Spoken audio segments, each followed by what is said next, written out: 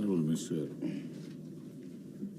అధ్యక్ష, గౌరవ సభ్యులు అడిగిన ప్రశ్నలలో మా మేనిఫెస్టోలో పెట్టిన విధంగా మరి మైదాన ప్రాంత గిరిజనుల కోసం నల్గొండ, మహబూబాద్, నిజామాబాద్, ఖమ్మం, మహబూబ్నగర్ జిల్లాలో తొందరలోనే ఏర్పాటు చేస్తాం అధ్యక్ష.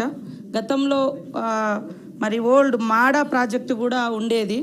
నల్గొండ, మహబూబాద్, మహబూబ్నగర్, మహదేవ్పూర్ ఈ ప్రాంతాల్లో మాడా ప్రాజెక్టు ద్వారా కూడా మరి మైదాన ప్రాంత గిరిజనుల కోసం సంక్షేమ పథకాలు కొనసాగినాయి అధ్యక్ష. ఎప్పుడైతే నూతన జిల్లాలు మరి ఉనికిలోకి రావడం జరిగిందో, ప్రారంభించిన తర్వాత 2016 నుంచి ఈ యొక్క మాడా ప్రాజెక్టు కింద ఉన్నటువంటి ప్రాజెక్టు మొత్తం క్లోజ్ చేయడం జరిగింది.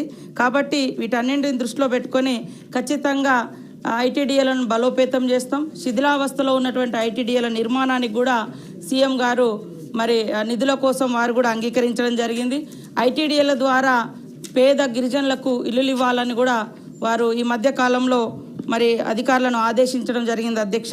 ప్లేన్ ఏరియాలో అంటే సంక్షేమం కోసం ట్రైబల్స్ ఎక్కడ ఉంటారో వాళ్ళ కోసం వాళ్ళకు వచ్చేటువంటి బడ్జెట్ ప్రకారంగా తప్పకుండా వర్తిస్తాయి. ఏజెన్సీ ఏరియా అనేది 5th షెడ్యూల్ ఏరియాలో ఉంటుంది కాబట్టి 5th షెడ్యూల్ ఏరియాలో ఉన్నటువంటి గ్రామాలకు ఐటీడీఏల ద్వారా వర్తించేటి అదనంగా ఉంటాయి, రిజర్వేషన్స్ కానీ లేదా ఇతరత్ర కానీ.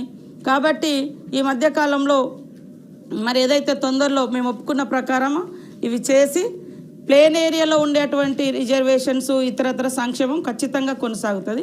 ఏజెన్సీ ఏరియాలో 5th షెడ్యూల్ ప్రాంతాల్లో ఉండేటువంటి సంక్షేమం అలాగా ఉంటుంది. కాబట్టి అంతిమంగా గవర్నమెంట్ నుంచి వచ్చేటువంటి అన్ని సంక్షేమ కార్యక్రమాలు ఈ ఐటీడీఏల ద్వారా రాష్ట్రంలో ఉన్నటువంటి ప్రతి గిరిజన బిడ్డకు అందించే విధంగా కృషి చేయడం జరుగుతుందని తెలియజేస్తాం అధ్యక్ష. ఈ మైదాన ప్రాంతంలో చేసేటప్పుడు అక్కడ ఉన్నటువంటి ప్రజల యొక్క అభిప్రాయాలు కూడా తీసుకోండి. ఎందుకంటే నేను పార్లమెంట్ సభ్యుడిగా 3 సార్లు నాకు దేవరకొండ నియోజకవర్గ ప్రాంతం ఉంది. అక్కడ డిఫరెంట్ ఒపీనియన్స్ ఉన్నాయి. ఎందుకంటే ఈ ఐటీడీఏ పరిధిలో కనుక వస్తే వాళ్ళు భూములు అమ్ముకోలేమనో లేకపోతే రకరకాల